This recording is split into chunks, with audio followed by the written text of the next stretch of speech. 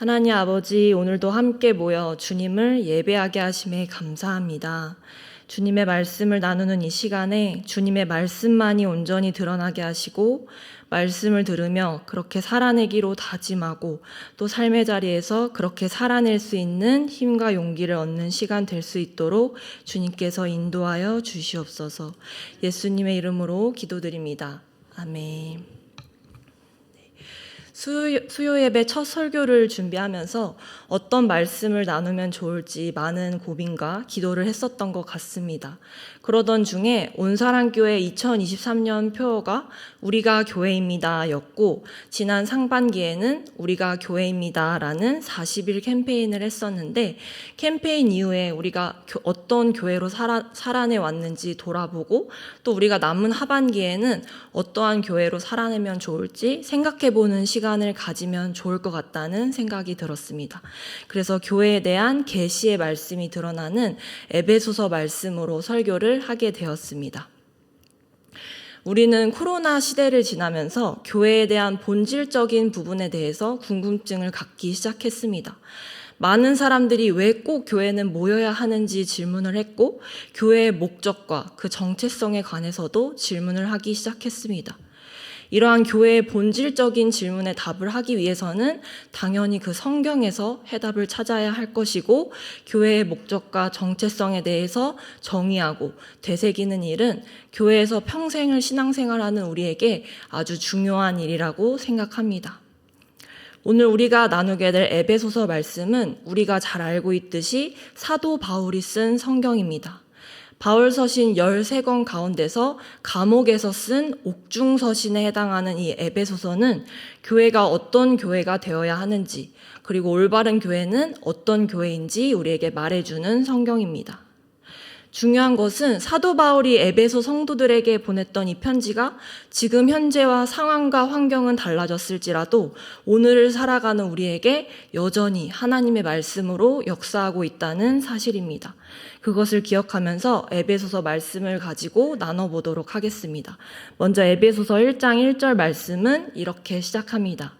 하나님의 뜻으로 말미암아 그리스도 예수의 사도된 바울은 에베소에 있는 성도들과 그리스도 예수 안에 있는 신실한 자들에게 편지하노니.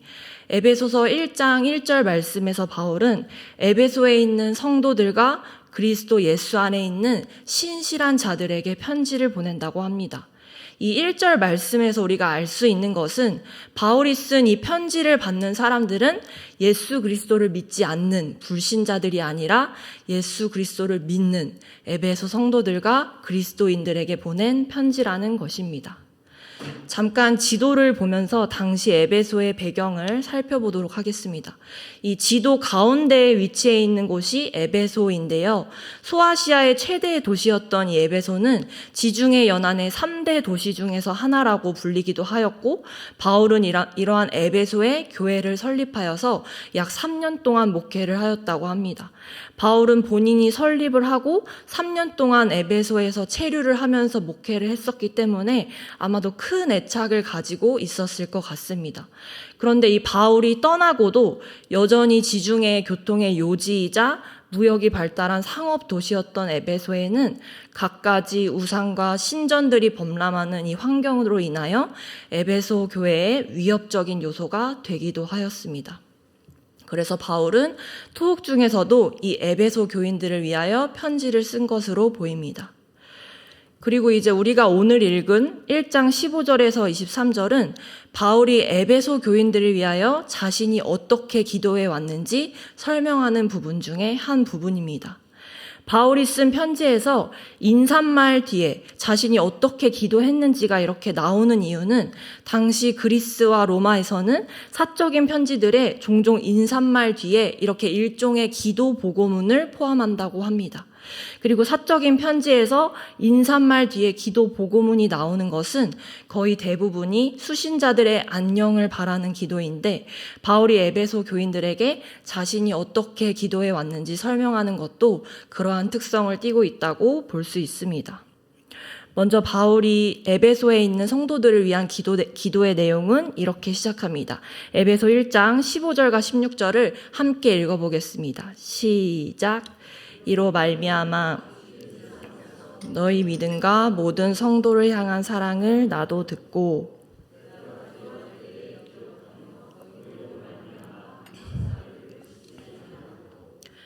바울은 주 예수 안에서 너희의 믿음과 모든 성도를 향한 사랑을 나도 들었기에 감사하는 것을 그치지 않았다고 말합니다. 주님에 대한 이 믿음과 성도를 향한 모든 사랑을 들었다는 것은 에베소 교인들이 그리스도인으로서 믿음과 사랑의 삶을 제대로 실천하고 있다는 그 소식을 들었을 것입니다. 자신이 애착을 가지고 목회했던 교회에 좋은 소식을 들은 바울은 무척 기뻤을 것 같습니다. 그래서 사도 바울은 에베소 교인들로 인하여 하나님께 감사하는 것을 그치지 않았다고 말하고 있습니다. 그런데 이어선 1장 17절에서 19절은 바울의 기도가 감사에 대한 것이 아닌 간구의 기도임을 드러냅니다. 먼저 1장 17절입니다. 우리 주 예수 그리스도의 하나님 영광의 아버지께서 지혜와 계시의 영을 너희에게 주사 하나님을 알게 하시고, 먼저 17절에서 바울은 기도의 대상인 주 예수 그리스도의 하나님을 부르며 영광의 아버지께서 지혜와 계시의 영을 주시고 하나님을 알게 해달라고 기도합니다. 그런데 이상한 것은 1절에서 살펴보았던 것처럼 이미 예수 그리스도, 하나님을 분명히 알고 있는 이 에베소 교인들에게 하나님을 알게 해달라고 바울이 기도했습니다. 하나님을 분명히 알고 있는 에베소 교인들을 위하여 이렇게 기도한 것은 바울이 말하는 하나님을 안다는 것은 단순한 지식적인 알미 아니라는 것을 알 수 있습니다. 하나님을 어떻게 아는 것인지에 대해서는 17절에 알게 해달라는 부분의 앞선 문장을 통해서 알 수 있습니다. 바울은 지혜와 계시의 영을 너희에게 주사라고 말하며 지혜와 계시의 영을 주시는 것으로 하나님을 알게 해달라고 기도합니다.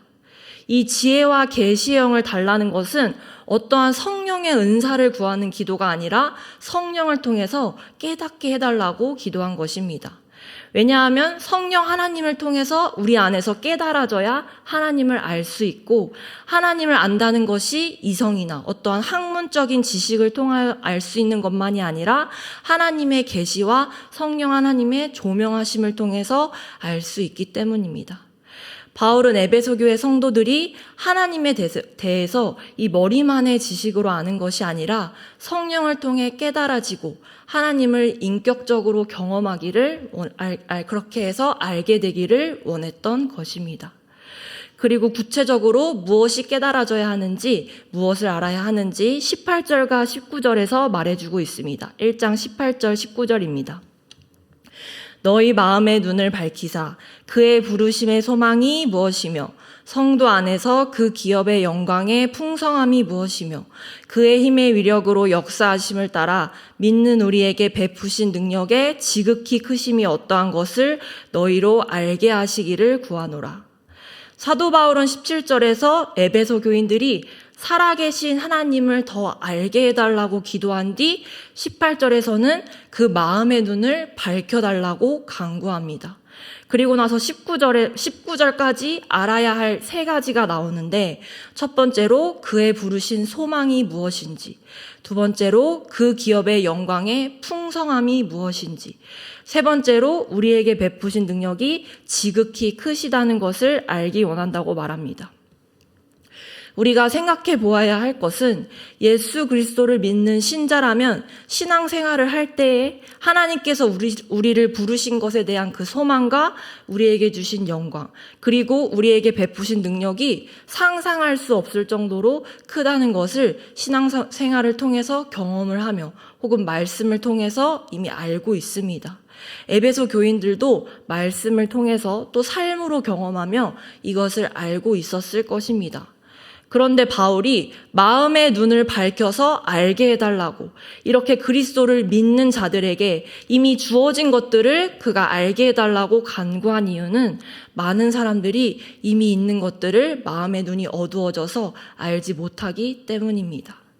왜냐하면 우리는 그저 우리의 생각대로 행동하고 이미 주어진 것들을 잊은 채 살아갈 때가 많기 때문에 바울은 이러한 것들을 알게 해달라고 기도한 것입니다.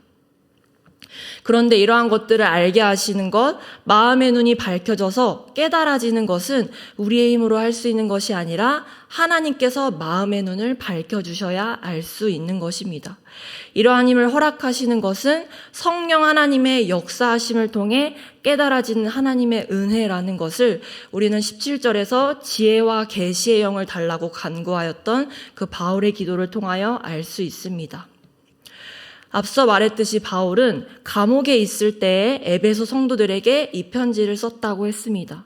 너무나도 척박한 환경에서 자신과는 다르게 오히려 그저 일상을 살아가는 이 에베소 성도들을 위하여 간구하며 기도하고 오히려 그들을 격려하였던 이유는 바울은 자신이 말한 것들을 이미 알고 있었기 때문입니다.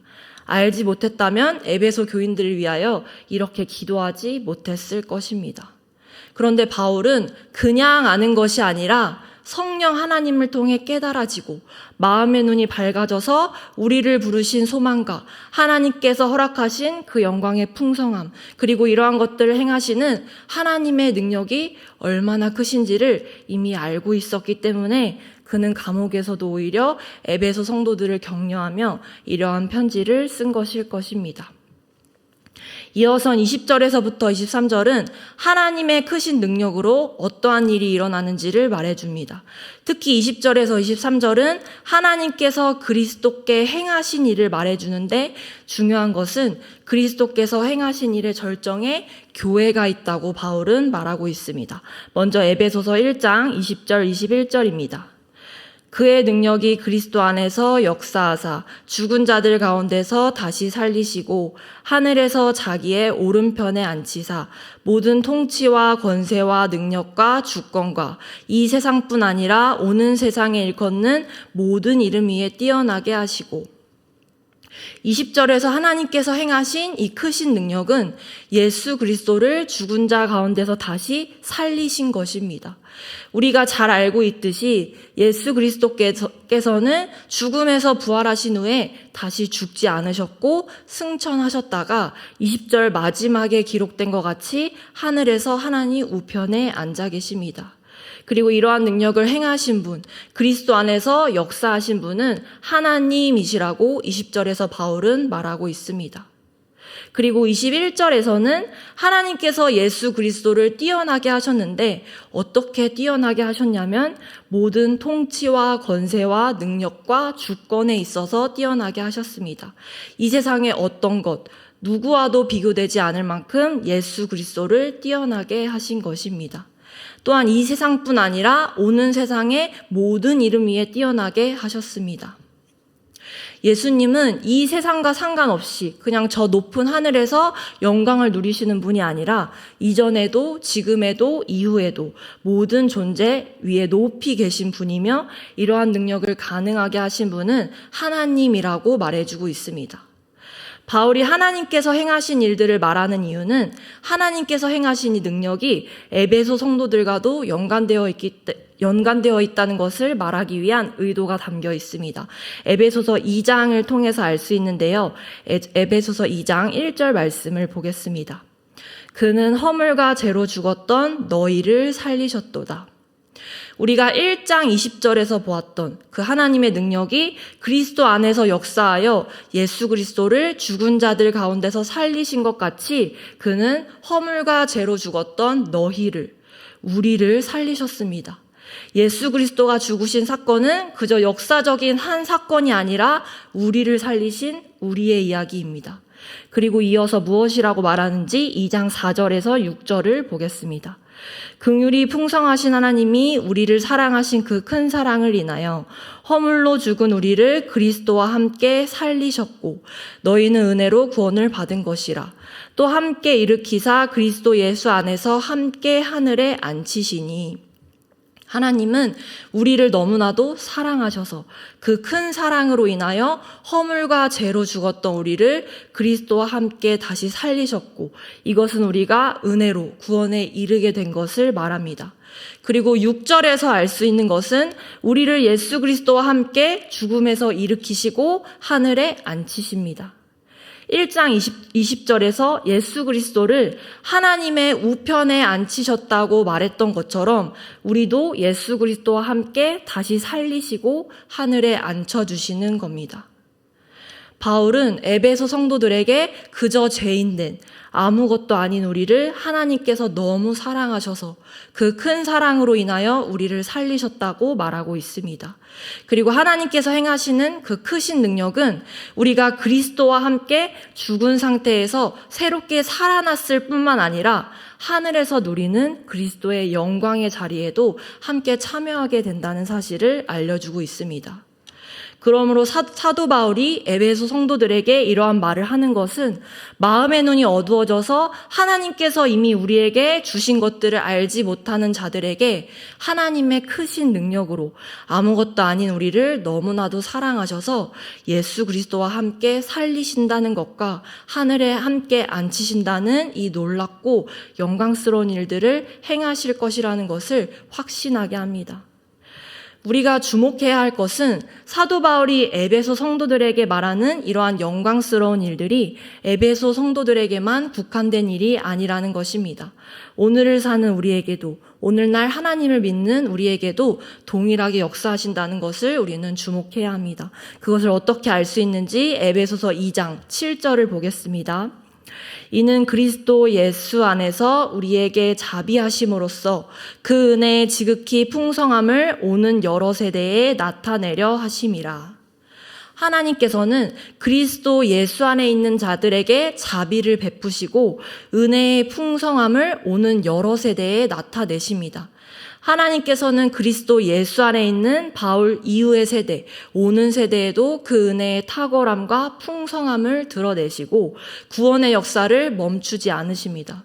그리고 그 구원의 역사는 예수 그리스도 안에서 예수 그리스도를 통하여 이루어지기에 오늘 예수 그리스도를 우리가 오늘날 믿는 우리에게도 그 영광을 누리고 믿으며 나아가는 것입니다.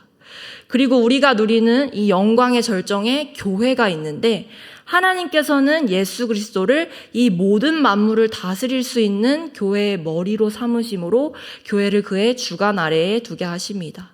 다시 본문으로 돌아와서 에베소서 1장 22절과 23절에 이렇게 말하고 있습니다. 먼저 22절입니다. 또 만물을 그의 발 아래에 복종하게 하시고 그를 만물 위에 교회의 머리로 삼으셨느니라. 하나님께서 자신의 놀라운 능력을 행하셔서 만물, 즉 우리가 이 세상을 살아가면서 알고 있는 모든 것들, 그리고 모든 나라와 역사와 인간의 생각을 뛰어넘는 그 모든 것들을 그에게 복종하게 하십니다. 마치 신하가 왕에게 무릎을 꿇는 것처럼 하나님께서는 만물이 그리스도의 발 아래 복종하게 하십니다. 그리고 교회의 머리로 삼으십니다. 우리가 22절의 앞부분인 만물을 그의 발 아래로 복종하게 하신다는 것을 들었을 때는 예수 그리스도께서 만물 위에서 그것을 밟고 서 있는 것 같은 모습이 상상되어질 것입니다.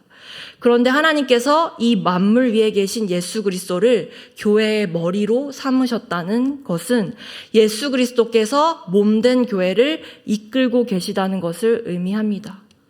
그리스도와 만물은 만물이 그리스도의 발 아래로 복종하게 되는 그 위아래의 관계를 가진다면 그리스도와 교회는 머리와 몸으로 하나의 밀접한 유기적인 관계를 가집니다. 이러한 머리와 몸의 관계에 대하여 조금 더 구체적으로 23절에 나와 있는데 23절 말씀은 같이 읽어보겠습니다. 시작! 그의 몸이니 만물 안에서 만물을 충만하게 하시는 이의 충만함이니라. 앞선 22절에서는 그리스도께서 교회의 머리라고 하셨습니다. 그런데 23절에서는 교회는 그의 몸이라고 말합니다. 교회와 그리스도는 머리와 몸으로서 서로가 연합되어 있습니다. 머리와 몸이 서로 분리될 수 없는 것처럼 교회와 그리스도는 서로 연결되어 있다고 바울은 우리에게 말해주고 있습니다. 그리고 23절에서 조금 어려운 말씀이 나옵니다. 만물 안에서 만물을 충만하게 하시는 이의 충만함이라고 말합니다.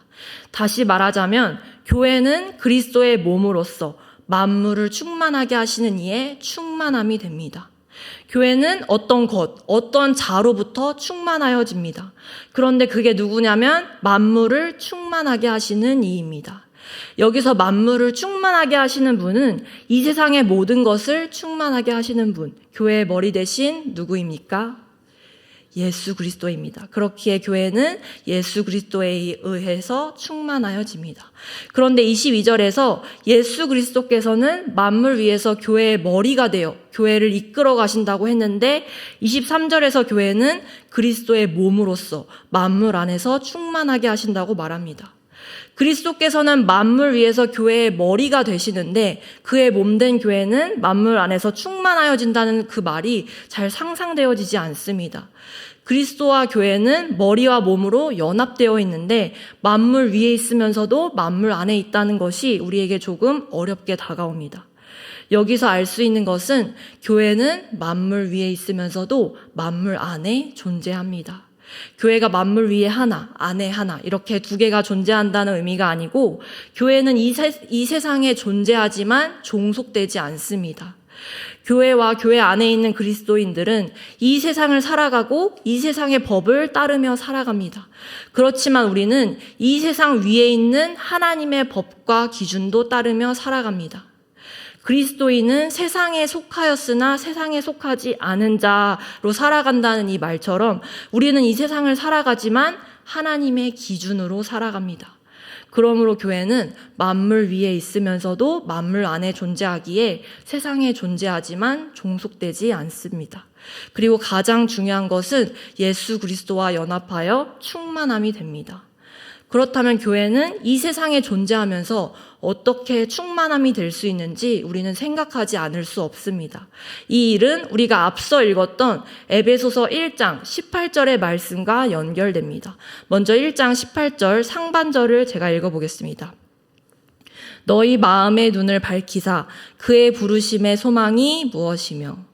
우리가 앞서 읽었던 이 18절의 말씀과 같이 바울은 에베소 성도들에게 우리를 부르신 소망이 무엇인지 알아야 한다고 했습니다.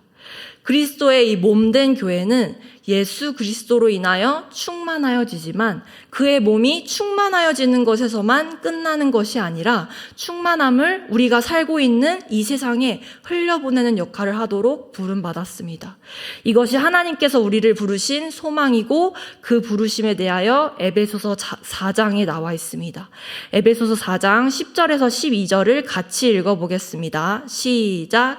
내리셨던 그가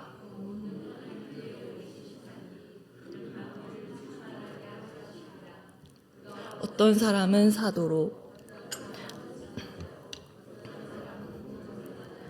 어떤 사람은 목사와 교사로 삼으셨으니 이는 성도를 온전하게 하여 봉사의 일을 하게 하며 그리스도의 몸을 세우려 하심이라. 에베소서 4장 10절에서 바울은 모든 하늘 위에 오르신 이가 만물을 충만하게 하려 하셨다고 말합니다. 즉 예수 그리스도께서 승천하신 이유는 만물을 충만하게 하시기 위함이며 그가 교회의 머리가 되어 몸된 교회는 예수 그리스도의 충만함이 됩니다. 4장 11절과 12절에서 말하기를 그가 각각의 직분으로 우리를 부르셨는데 이것은 성도를 온전하게 하고 봉사의 일을 하게 하여 그리스도의 몸을 세우기 위함이라고 말합니다.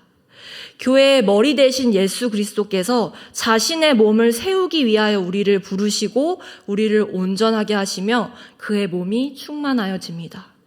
그러므로 만물을 충만하게 하시는 이인 그리스도께서는 이미 충만하시지만 그와 연결된 몸된 교회를 통하여서도 충만하여지고 이 충만함을 세상에 흘려보내길 원하십니다. 그렇기에 교회는 만물 위에 있으면서도 그리스도의 충만으로 이 세상에 존재하며 역할을 감당해 나갑니다. 우리는 이러한 사실들을 잘 알고 있지만 잊고 살 때가 너무나도 많습니다. 그렇기에 바울은 이러한 사실을 잊고 사는 에베소 성도들에게 이 말을 전할 때에 마음의 눈을 밝혀서 부르심의 소망을 알라고 하였을 것입니다.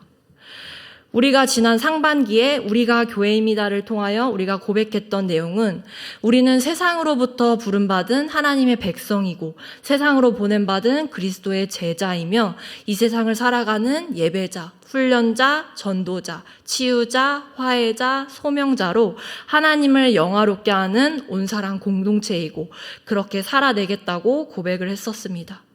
우리의 이러한 고백이 40일에서만 끝나는 것이 아니라 그 이후에도 우리가 이렇게 고백한 내용처럼 살아내고 있는지 돌아보는 시간이 반드시 필요하다고 생각합니다.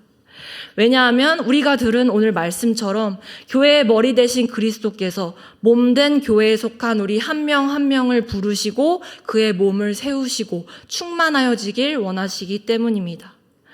그런데 우리가 신앙생활을 하면서 일평생을 교회에서 헌신하면서 직면하는 문제가 있습니다.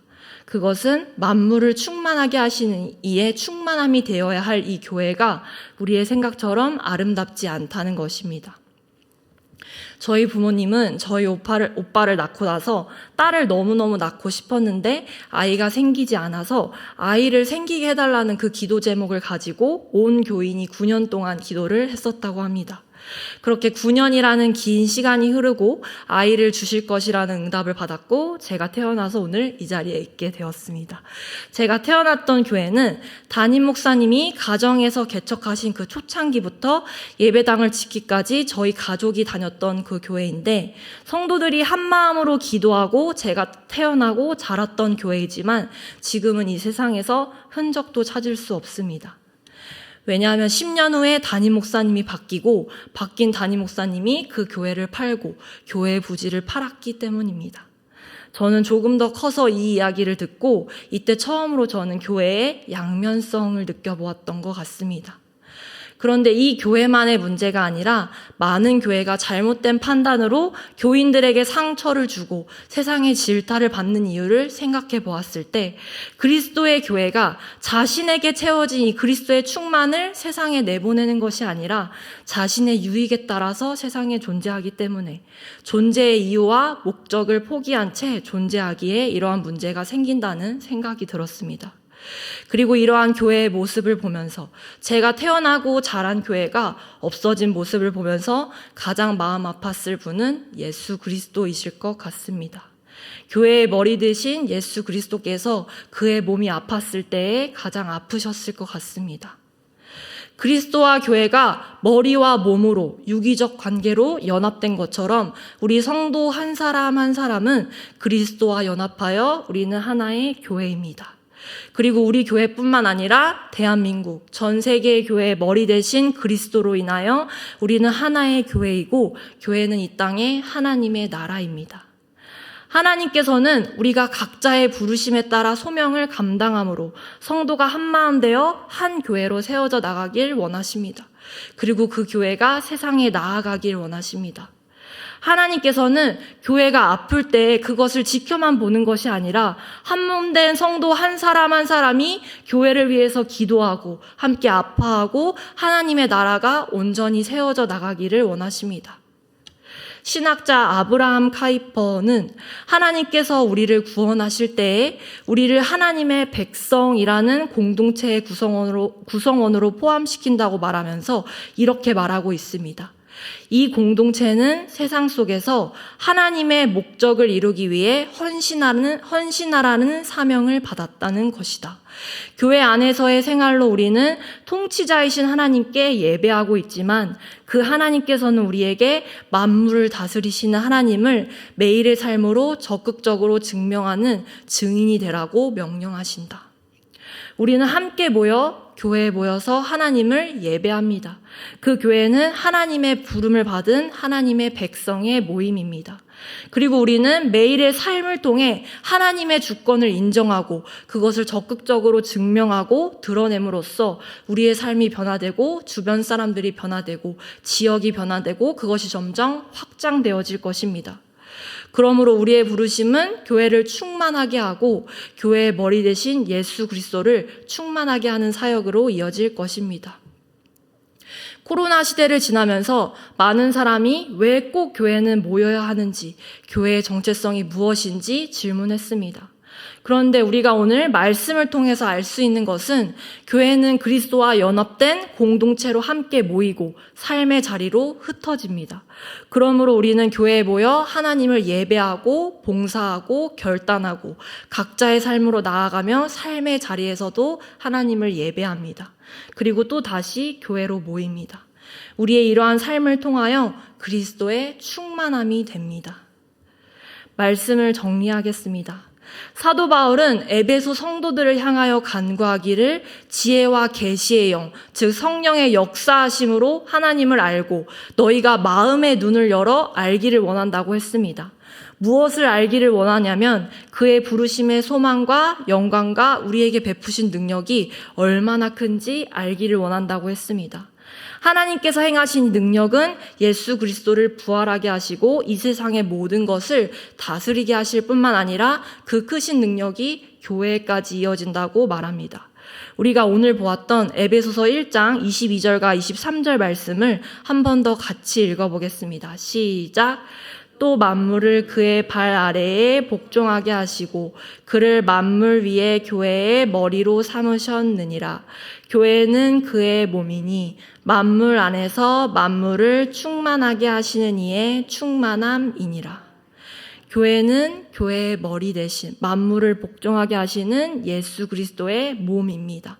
포스트 코로나라고 불리우는 시대, 이후에 어떤 시대가 오더라도 예수 그리스도께서 다시 오실 날까지 우리는 이 땅에 모여 교회에 모여서 함께 예배드리고 각자의 부르심대로 흩어져서 세상에 살아가야 하는 이유는 그것이 우리의 목적이고 정체성이기 때문입니다.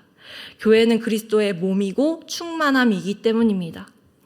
이 땅의 교회를 통하여 하나님께서는 하나님의 부르심을 받은 백성을 모으시고 우리는 교회 안에서 모여 주님의 말씀을 듣고 삶의 자리에서 예배자로, 훈련자, 전도자, 치유자, 화해자, 소명자로 살아갑니다.